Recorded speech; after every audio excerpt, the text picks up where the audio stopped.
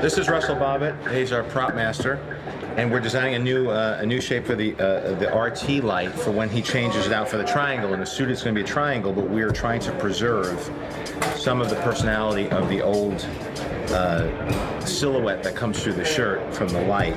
So we're trying to incorporate the triangle, but we're confined by the shape of the hole in Tony's chest. And also, when you just put a triangle in, it feels kind of Superman-ish, which we want to keep it our own. If you squint your eyes, depending on your personality, you can find anything in there. I think it looks like a Jewish star. I think if you swap those two things, it looks like a Jewish star, and it seems like we're sending some weird religious propaganda message, which we're not. No, we're not. We're not. Nothing against Jewish stars. It looks good on a necklace. I don't think it necessarily looks good in Iron Man's chest. Oh, is this gonna work? You get so lost in the tech talk, and ultimately all of it is movie comic book logic, that to have something graphic going from a circle to a triangle, people will get that there is a new advance in that tech. And so keeping it graphically simple is cool. Plus it helps us build towards our hall of armor of many different designs, which is part of the mythology of Iron Man. Here we are. Final fitting. Doesn't she look great? What do you think? Questions, comments, concerns? She weighed 170 pounds when I hired her. Look, she got in the shape. She's been training 3 hours a day, at least, just on the stunts. Oh yeah, no, don't forget the 2 hours I spend lifting my own body weight. There's that too. She lifts her own body weight. She looks fantastic. I've eaten so much tuna sashimi since we started that I'm gonna sue for mercury poisoning. We're trying to decide between this and this. Put it on film. And we're gonna be the fighting duo soon. That's right. Me and you. You better bring it.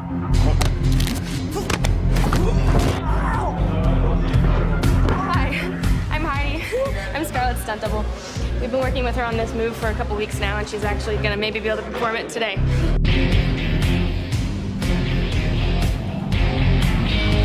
It's kind of a cartwheel, a one-armed cartwheel, the leg locked around the guy's neck, and then you yank him down to the ground. He does a front flip to his back.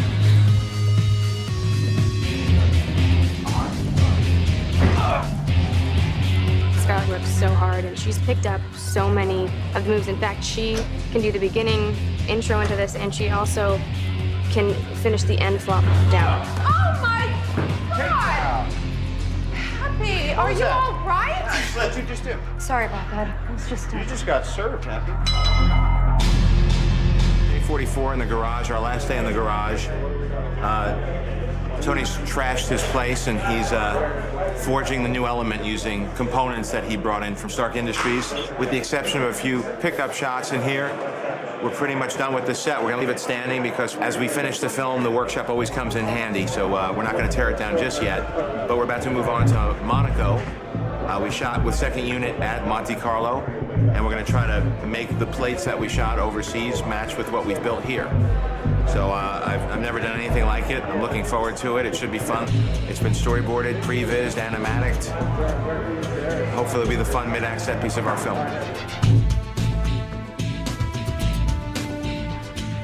It's important to us to showcase that Tony Stark, that Iron Man is a global hero. He's a jet setter, so the idea of shooting in Monaco and the idea of actually shooting in Monaco during the historic Grand Prix was very exciting.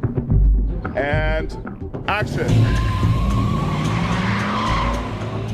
Et que quand on fasse le plan avec la Silverado, je laisserai bloquer. Monaco to me encapsulates all of Tony's worldly endeavors and also a passion of his, which is racing. The historic race of Monaco has the best of the Formula One cars. The cars all have about 500 horsepower, driven by the owner-drivers who are Tony Stark type of characters with a fairly high level of wealth. Hi, I am Happy Hogan. I'm happy to be in Monaco. Hello, I am Pepper Potts. Here we are in Monaco.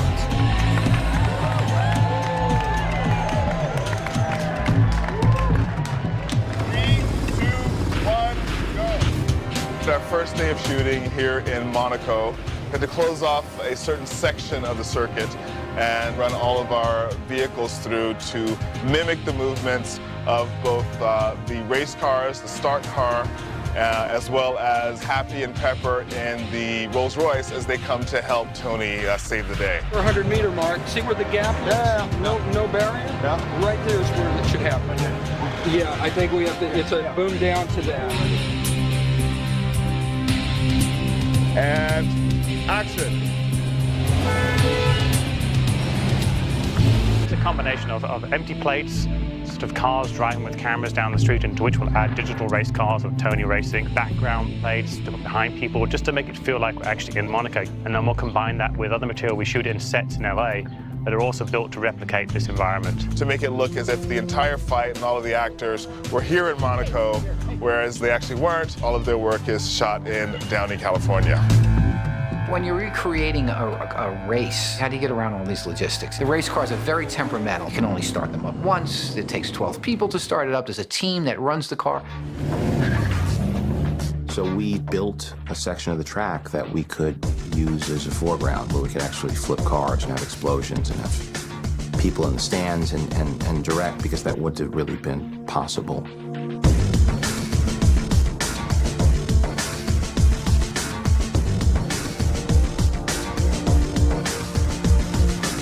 We built that track in Downey, which is a place that we shot the first film, and it's a film-friendly studio with a lot of outdoor space. So we're building a large-size set with an enormous green screen.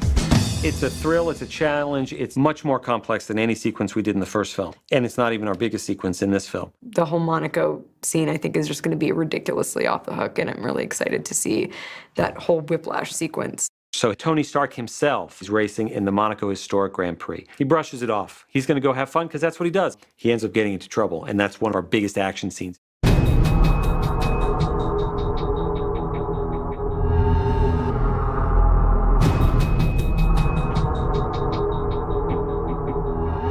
We premiere Whiplash in the first version of his suit.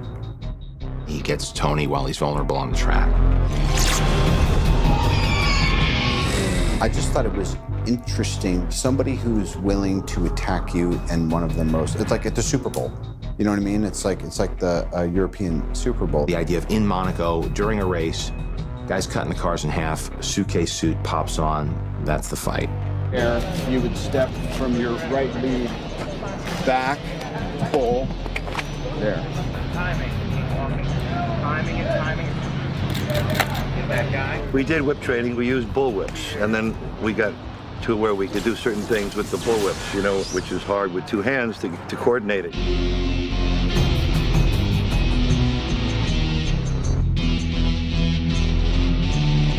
Grabs him by the neck and the arm. Yeah. By the neck and the arm, wraps around, pulls up, and then we'll pick the proper trajectory and animation.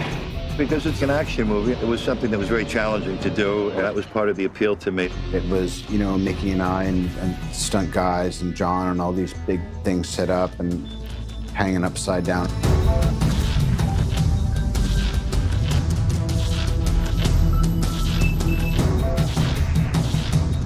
So I'll coming up around here. Yeah. And I'll do that. You're not in the scene! Back it up, John! Back it up! You're on my balls, man! You're killing me! Yeah, back it up! I got the wrong pages! I got the wrong pages! I don't have the whips! I don't have anything! Back it up! Back it up! With the cars blowing up and flipping in the air, it would be so easy to say, let's just do that as a digital car. What we did is Dan Sudik, who's our special effects person, came up with a way to catapult cars in the air, flip them, they blow up. It's always nice to mix the practical with the digital. So when we do the planning of the scenes, we always try to figure out what can be done practically to mix with the digital so that it has a better look to the film. We actually built 17 race cars. Some with smoke that gets ejected onto the tires at certain points down the track, so it looks like the tires are locked up. So that's what some of these tubes are. These are our cannons. They'll shoot a 6-inch pole out onto the ground, launching the car into the air. We started months ago. We started probably in January, figuring out the shots, figuring out the track system, you know, doing the math on all the gags, doing some testing, photographing some testing, getting it approved by the director, and that led us to this point here. These cars are really being flipped in the air, tumbling down the track, a quarter-mile track, exploding, and the actors in the scene. It's on a ratchet, so we're going to pull it with a pneumatic device based on the position of the other car in front of it. It's one of those things where we know the acceleration and we have to calculate the deceleration so that we don't launch the cameras off and ruin the film.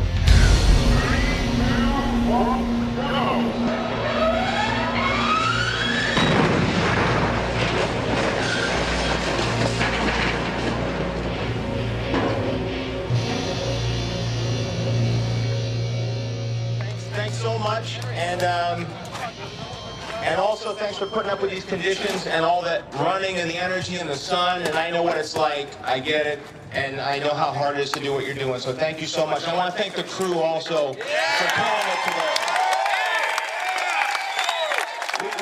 We're skipping lunch and plowing through this and doing 2 days of work in 1 day. And enjoy your weekend. It's day 30. We're here in Van Nuys Airport, but it's playing as France. This is Justin Hammer's corporate jet. See, it's this hammer on the side. It's G5. Sure. And this is when you're whining and dining Mickey Rourke after dining Mickey Rourke, the whole thing. It's crazy. It was Sam's choice that you're eating something sweet in every scene. I noticed you had a sundae going here. Yeah, I guess sundae, a little lollipop. Are you looking at the camera or at him when you're talking? I'm looking at the camera. Okay. I'm always looking at the camera. We're more in the same. I'll do my Chris Walken voice. Okay. Hammer as Chris Walken. Okay. So, here we are. Iron Man. It's a humdinger. I like Jon Favreau. Like to swing all the time. Justin's got the white floor, Tony's got the black floor. He's got the dark suit, you got the light suit. I got the light suit. You're the Yang, he's the Yin. The salt and the pepper. How many times we worked together now? We did Made together. We did Made, that's right. G-Force. G-Force. We're guinea pigs in G-Force together. And that's when we first started, we were thinking of you, and that's when I saw you. We started talking about this at the voiceover session for G-Force. That's right, you did. Making movies, very exciting. Lots of hurry up and waits. I like birds, sure, all the time. I like cockatoo. A lot of words today. A lot of words every day. We get guns, we got Senate rooms. You had a little time to prep this scene, though. That was good. We didn't change it on you too much. Yeah, a little time, a little memorization. It would be nice to give you a little more time with the words. But things change a lot around here. Yeah. Everything we shoot, it changes everything else. Everything's changing. But we're gonna try to keep your stuff pretty intact so that you could prepare and dig into it. I'm changing my sexual preference on this movie. Everything's changing. Nuts. Everything's up for grabs. I want to get crazy with the cockatoo. Mickey Rourke, rolling around, got a bird. First day working with Mickey, what'd you think? Great, I loved Mickey. He got a kick out of you. Yeah, he was awesome. Yeah. I liked him a lot, actually. He's like, who is this guy? He's good. I said, yeah, he's good. And that's it, 1 day here, in and out, pretty good. It's on. It's on. Cut. We're setting up here for the Black Widow hallway sequence. This is where she takes out 12 guards and Jon fights 1 guard. Scarlett and Jon come through the front door, and this is Hammer Industries. As they come through the front door, they meet up with a guard. Jon starts fighting. I used to fight a little bit, that is true. I did train, and I got to fight. It was fun.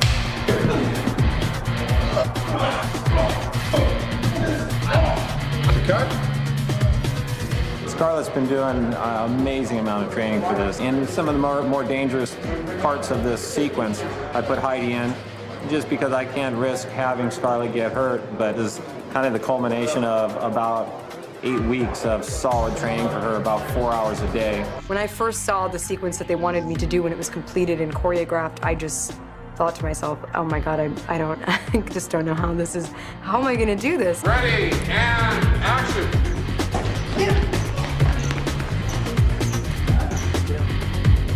This right here, what you're seeing, is the highlight in the film for her, where we're really showing all of Scarlett's talents. Tommy Harper combined a lot of different fighting styles, and she was game for learning it all. I wanted to know what it feels like to hurdle over giant bodyguards and do all kinds of flippy things and whatever, all of that stuff.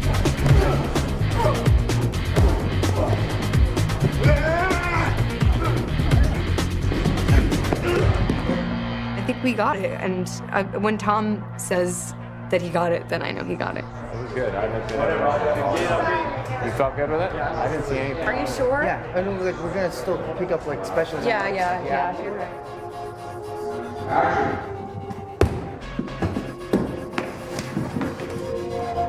Got it. Are the guns in a weird place? There. Okay. One more, right away. There. Is that helping? That does help. Man, I'm trying to make her badass, man. She's too sweet.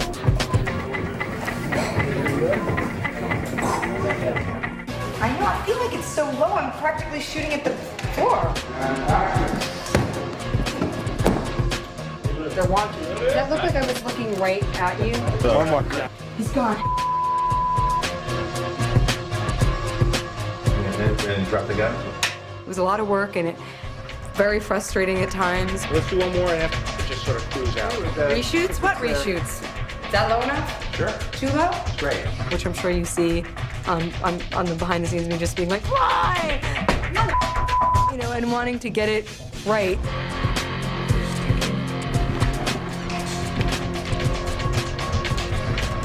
Ready, and action!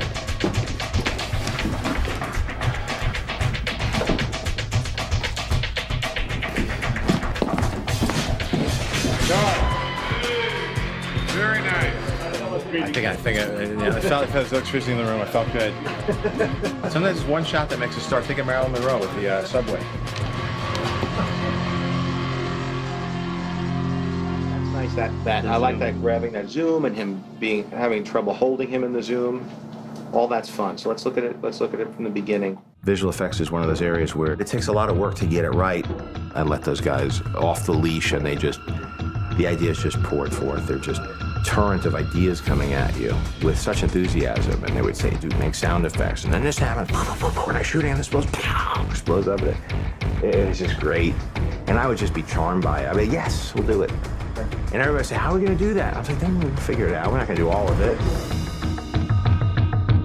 From the first film, it's been very important to Jon and to us that we don't just make everything CG just to make it CG. As good as we are in the computer graphics world, you always look at a practical reference so that you can either match it or augmentate it. Dan Sudik threw real race cars around. We had real fire, real explosions.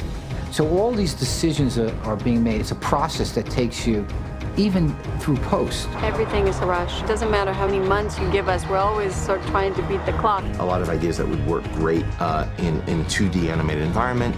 As you go to 3D and previs, the ideas that seem right stick and the ones fall away that don't. And then you start to see that there's certain adjustments that have to be made, but the spark and the core and the inspired ideas, try to really nurture that and preserve that. And I will continue to as we go through post-production.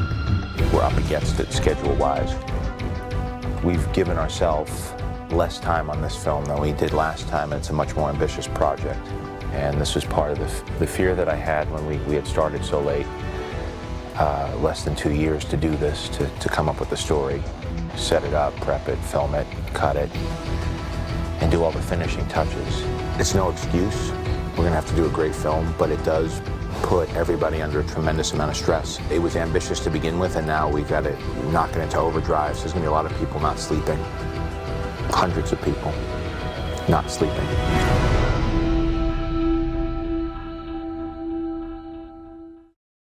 Hi there, movie lovers. Debbie here with today's movie fact.